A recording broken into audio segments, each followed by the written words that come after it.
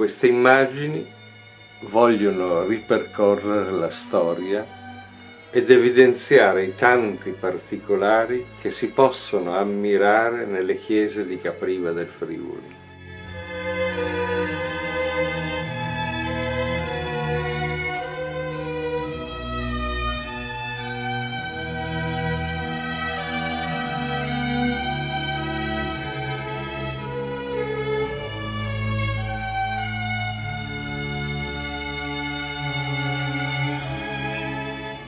La chiesa parrocchiale di Capriva, dedicata alla Beata Vergine Maria, fu edificata nel 776 sotto il patriarca Paolino II di Aquileia.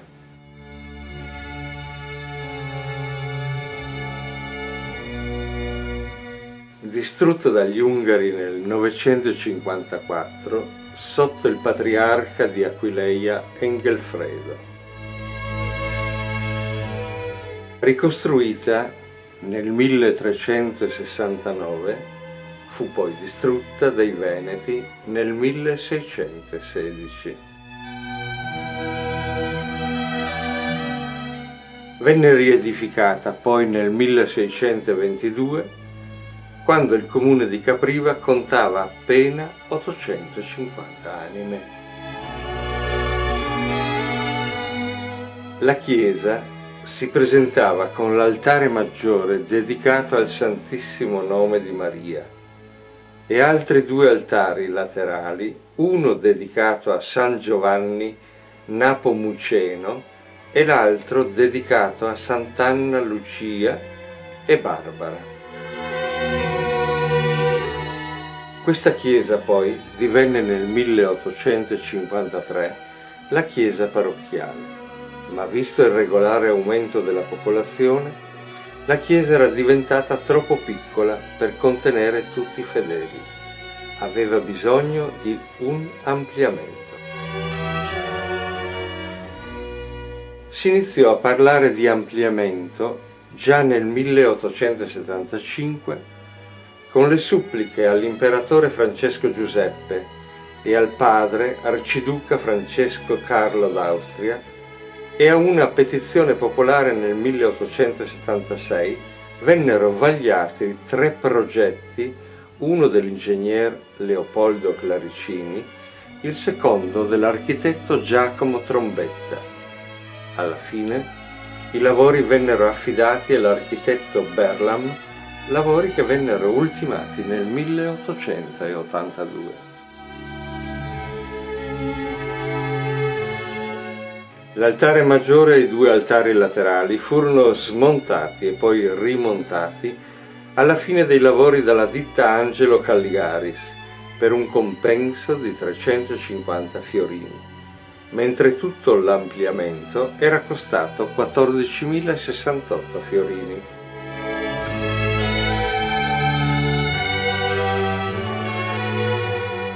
La chiesa, dopo l'ampliamento, si presentava così.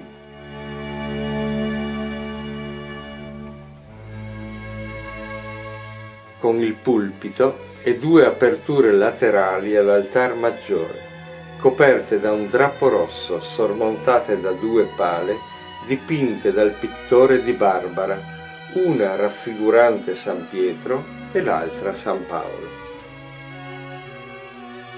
2 targhe sui lati del presbiterio, una a ricordo della consacrazione nel 1896 da parte dell'allora arcivescovo di Gorizia Alois Zorn. L'altra è del 1882, a ricordo del conte Teodoro Latour, allora sindaco di Capriva, in segno di riconoscenza per il suo sostegno presso il governo di Vienna. L'organo, sito sulla corale, è opera dei fratelli Zupan di Steinblich, il quale fu inaugurato e suonato per la prima volta da Camillo Marangon il 25 aprile, giorno di Pasqua del 1886. L'organo fu poi riaccordato negli anni 90 quando parroco era Don Gioacchino Raugna.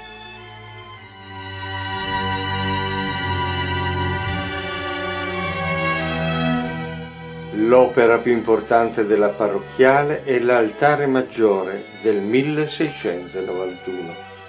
Ricco il fastigio e la chiave di volta, la scultura centrale in marmo di Carrara, Madonna con Bambino, circondata da Gesù Cristo e dal Sommo Padre e da 2 angioletti su nubi. Il tabernacolo, pregevole opera della metà del Settecento, in marmo di Carrara, dove sui lati alla base quasi nascosti da tanta bellezza ci sono 2 angioletti che furono trafugati negli anni 60 e recuperati dalle forze dell'ordine alcuni anni dopo.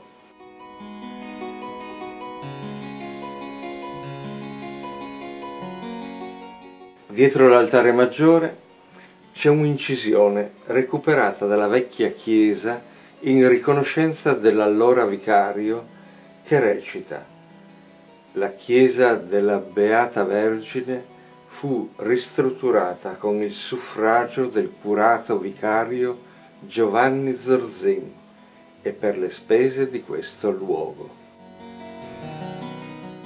La chiesa già allora aveva 4 cappelle laterali. A destra dall'entrata la cappella di Sant'Anna, dove possiamo vedere l'iscrizione di chi ne curò il restauro nel 1679, Don Giovanni Zorzin, allora parroco. La pala, dipinta da Emma Galli, rappresenta Sant'Anna con la Madonna. Questa tela è postuma, fu realizzata dopo la consacrazione della chiesa. La cappella successiva, dedicata al Sacro Cuore di Gesù, realizzato nel 1765, donato dalla famiglia della Torre, come si può ancora vedere dallo stemma posto nel fastigio sopra la pala dipinta da Emma Galli nel 1944.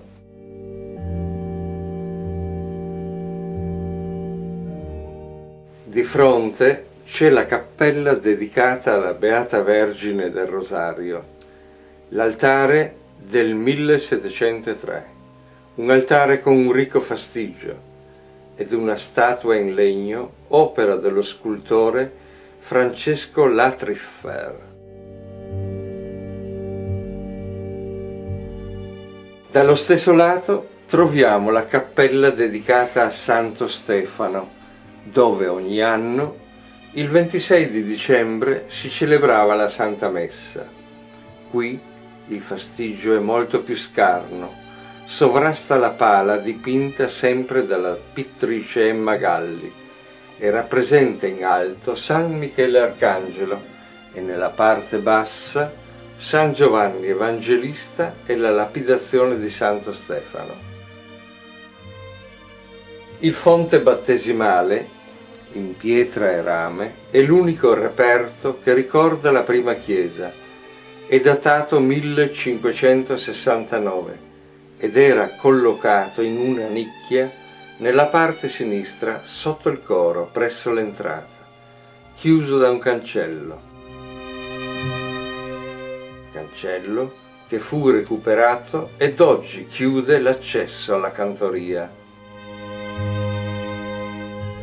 Sopra il fonte battesimale c'è una tela del XVIII secolo, attribuita al pittore Antonio Paroli, che fu restaurata grazie al contributo della Cassa di risparmio nel 1992, tela che fu salvata durante l'ultima guerra dalla famiglia Nazis, inchiodandola dietro l'armadio della camera da letto. Questa tela però non appartiene a nessun altare di questa chiesa, in quanto la forma e la misura lo escludono. Le pile per l'acqua santa erano collocate una a sinistra dell'entrata, sulla colonna che regge il coro, l'altra, molto più grande, a destra vicino alla porta. Il soffitto della navata centrale, un affresco che rappresenta l'Annunciazione, l'angelo con in mano un giglio simbolo della purezza, il bambino Gesù, e sopra le nubi è il Padre, con il mondo in mano a simboleggiare la creazione e la potenza. Questa imponente opera fu realizzata nei primi anni del Novecento.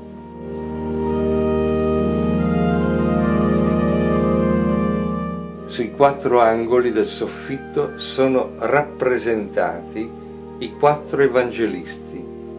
A loro lato sono raffigurati 4 dei 7 sacramenti.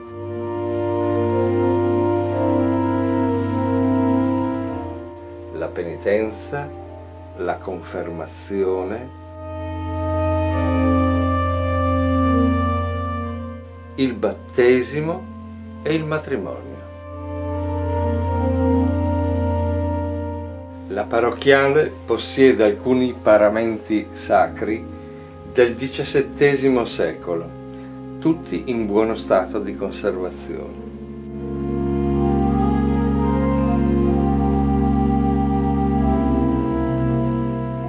Fu Don Oreste Miceu nel 1961 a operare importanti lavori di ammodernamento.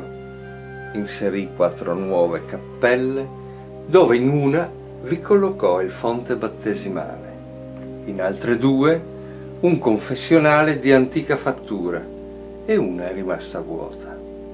E in quell'occasione fu inserito il riscaldamento.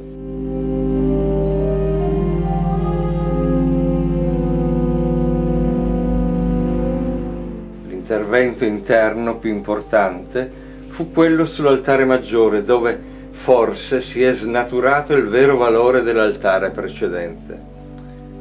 L'abbassamento del fastigio è molto evidente, ma anche le 2 porte laterali sormontate dalla pala di San Pietro e Paolo hanno tolto importanza e fastosità, cercando di adeguare l'altare alle direttive ecclesiastiche.